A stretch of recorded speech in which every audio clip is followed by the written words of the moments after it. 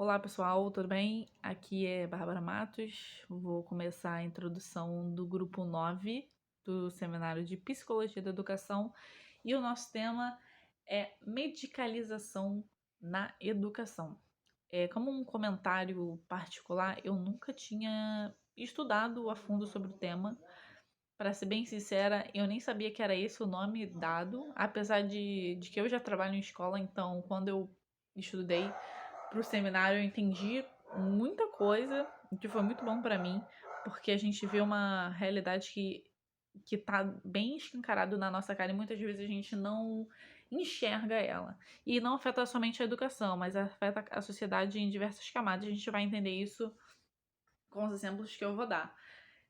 Quando a gente fala de medicalização na educação, a gente precisa entender como que ela está inserida na nossa sociedade. Muitas vezes, eu vou dar um exemplo que eu acho que vai parecer mais fácil.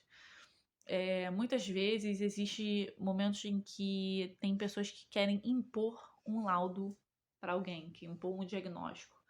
Né? Vamos analisar um contexto nosso aqui de pandemia. Muitas vezes eu me senti triste, desanimada com toda a situação, sem aula, o trabalho parado, pessoas morrendo, a pandemia acontecendo, está acontecendo até agora. E é comum, é compreensível você se sentir triste, desanimado. E imagine que alguém então diga pra mim que eu tô com depressão. Perceba que essa pessoa, possivelmente ela falou isso, com uma pequena parcela de uma realidade astronômica. Ou seja, é impor um laudo, um diagnóstico de algo que ela não sabe. Você ter um diagnóstico de depressão, de ansiedade, de alguma síndrome, é preciso você investigar, porque são assuntos muito sérios. A gente não pode simplesmente, você tá deprimindo, você tem isso. É preciso estudar isso, você precisa realmente tratar para ver o que realmente está acontecendo. Muitas vezes existe um contexto por trás daquilo, não necessariamente você tem a doença ou você sofre de alguma coisa. E a mesma coisa acontece na educação. Em que é interessante a gente analisar, principalmente no Brasil, que a gente reconhece e sabe que a educação, principalmente básica, é extremamente precária e retrógrada. Como eu trabalho em escola, em educação infantil, eu percebo que é algo que muitas vezes querem taxar um laudo em que o problema não está na criança, e sim no ensino pedagógico. Então, assim, você imagina uma criança, no meu caso, meus alunos têm mais ou menos 4 anos. Imagina uma criança que não está conseguindo prestar atenção, uma criança que não está conseguindo acompanhar a aula, fazer as atividades, e tem alguém falando que ela tem TDAH. Bom, primeiro que o laudo, né, esse diagnóstico, ele não é feito de um dia para noite. É preciso você passar por especialistas. É preciso você estudar antes, porque fechar um diagnóstico assim é extremamente delicado. Existe uma série de fatores para você realmente chegar a essa conclusão, porque é algo que afeta a vida de uma pessoa muitas vezes pela vida inteira.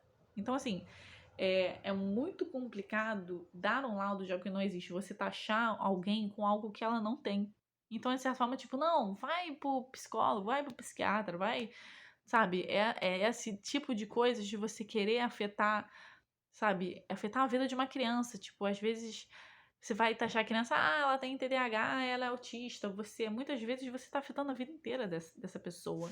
E ela muitas vezes vai se culpar por algo que ela nem tem. Ela ouviu, suponhamos que ela tenha algum problema.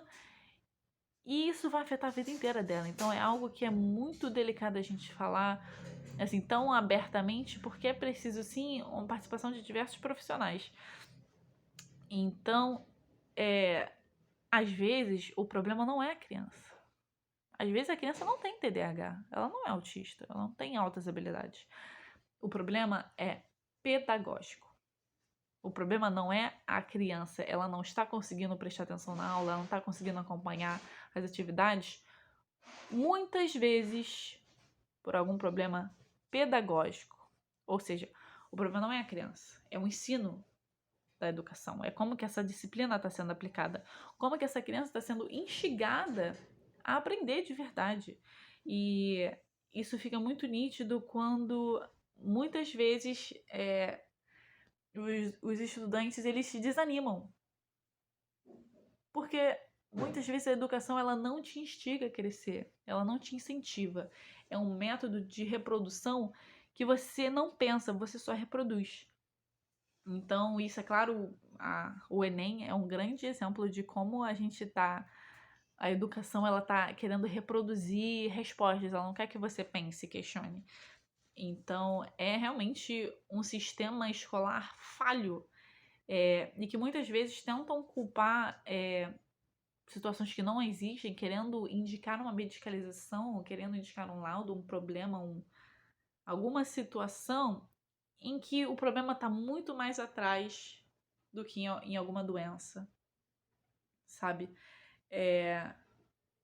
Então, assim, a educação é falha. É preciso a gente ver a educação como algo mais aberto disso. E isso afeta muitas pessoas. Isso afeta a vida inteira dessas crianças, desses adultos, desses jovens, até nós, né?